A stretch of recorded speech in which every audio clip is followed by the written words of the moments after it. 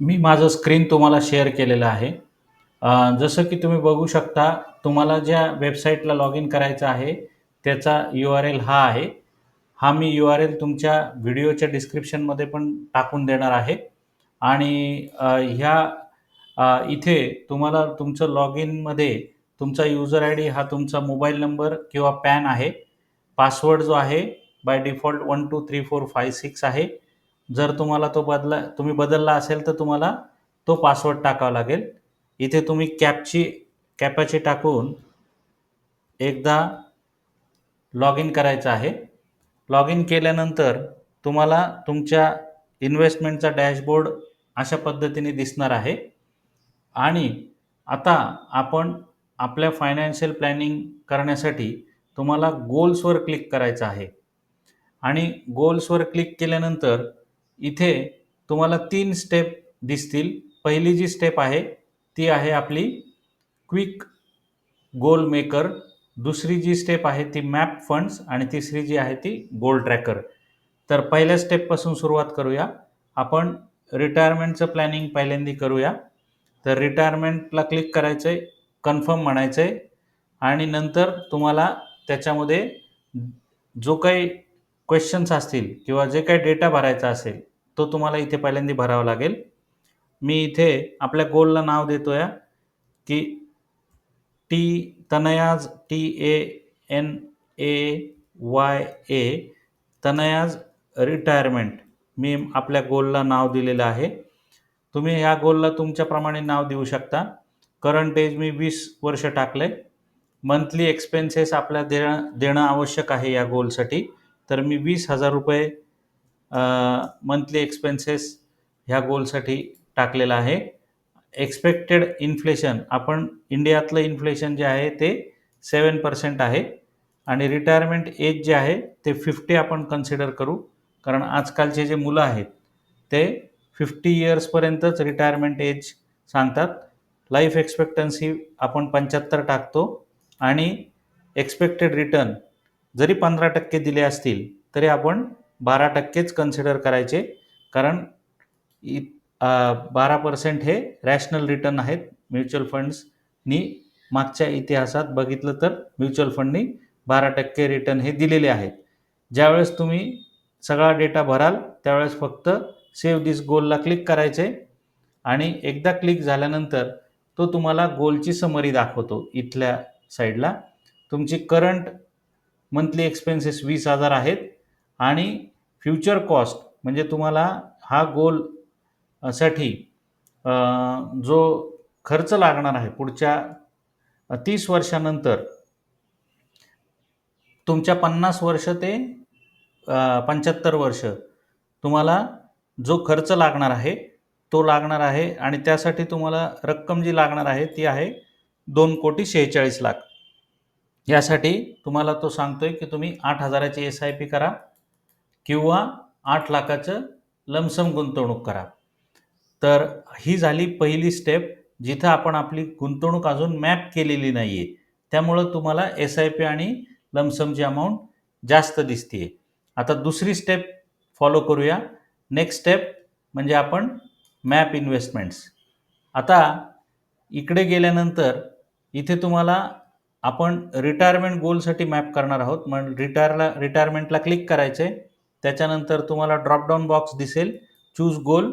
रिटायरमेंटचा गोल आपला चूज करायचा आहे आणि खाली स्क्रॉल करून ही तुम्ही जी काय आमच्याकडं केलेली इन्व्हेस्टमेंट असेल ती तुम्हाला इथे दिसायला सुरुवात होईल.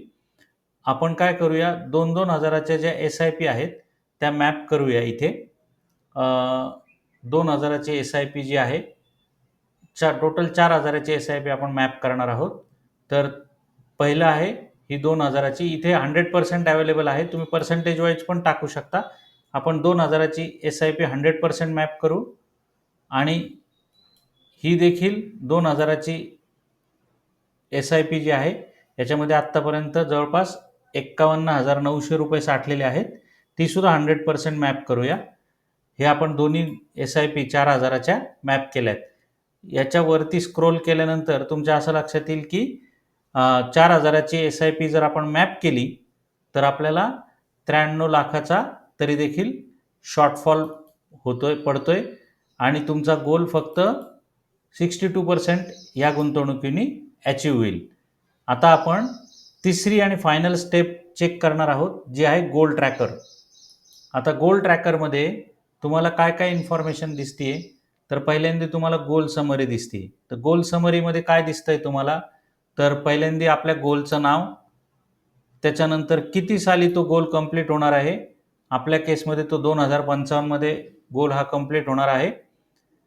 30 वर्ष तुमच्याकडे अजून अवकाश आहे आणि जी करंट कॉस्ट आहे गोलची, म्हणजे मंथली एक्सपेन्सेस आपले रिटायरमेंटसाठीचे करंट आत्ताचे, ते 20,000 आहेत आणि आपल्याला या गोलसाठी जी रक्कम साठवायची आहे ती आहे 2,46,00,000 आणि आपण आत्तापर्यंत या गोलसाठी 98,664 एवढी रक्कम किंवा आपली गुंतवणूक ही मॅप केलेली आहे.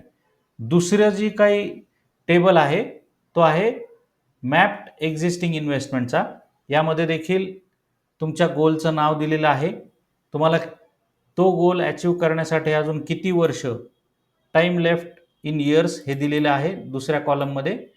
तिसऱ्या कॉलममध्ये तुमचं ज्यावेळेस गोल येणार आहे त्यावेळेस तुमचं वय काय असेल त्याचं ते दिलेलं आहे तिसऱ्या कॉलममध्ये.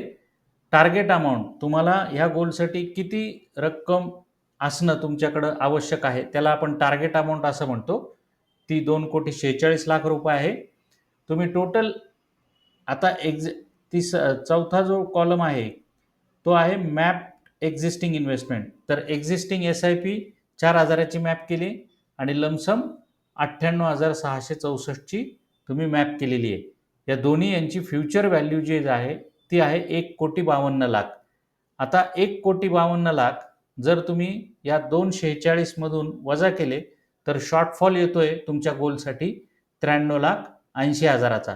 आणि जो तिसरा आणि जो सगळ्यात महत्त्वाचा टेबल आहे की हा जो 93,00,000चा शॉर्टफॉल आहे तो अचीव करण्यासाठी तुम्हाला तो काय करतोय, तर तुम्हाला इथे अनप्लॅन्ड इन्व्हेस्टमेंटच्या कॉलममध्ये SIP आणि लमसम हे रेडीमेड काढून देतोय.